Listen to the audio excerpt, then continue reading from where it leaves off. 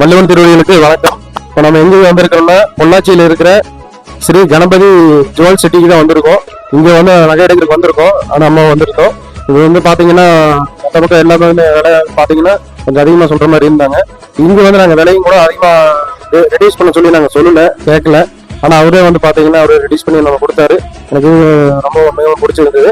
இப்ப பாத்தீங்கன்னா இப்ப ஒரு எடுத்துக்காட்டுக்காக குரல் வந்து பாத்தீங்கன்னா வாணிகம் செய்வோருக்கு வாணிகம் பேணி பிறவும் தம போல் செய்யணும்னு சொல்லிட்டு அந்த குரல் வந்து இவருக்கு எடுத்துக்காட்டா இருக்கும் அப்படின்னு நினைக்கிறேன். அது என்ன கருத்து அப்படின்னா அந்த குரலுக்கு உண்டான பொருள் வந்து என்னன்னா பிறர் பொருளையும் தம் பொருள்கள் பேணி காத்தால் அது வாணிகம் செய்வோருக்கு சிறந்த வாணிக முறையாகும் அப்படிங்கிற மாதிரி அந்த குரலுக்குள்ள அர்த்தம் அதுதான். அதே மாதிரி இவரு வந்து நல்ல ஒரு ரெஸ்பான்சிபிளா நல்லா பண்றாரு. ரொம்ப ஒரு வாழ்த்துக்கள் சொல்லிட்டு நான் வந்து ஒரு அடையாளமா வந்து நம்ம திருக்குறள் புத்தகத்தை வந்து இவருக்கு வந்து ஒரு அன்பளிப்பா நான் தரேன். ஓகே, அப்படியே கவர் பண்ணி அப்படியே கவர் பண்ணி வேற எதுவும் சொல்ல விரும்புறீங்களா? ஓகே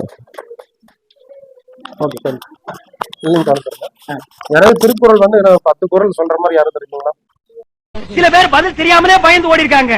எம்ஏ எம்ஏ யாருமே இல்லை, ரொம்ப யாரா இருக்கீங்க. தம்பி போங்க தம்பி, ஊருக்குள்ள போய் காட்டு பாருங்க.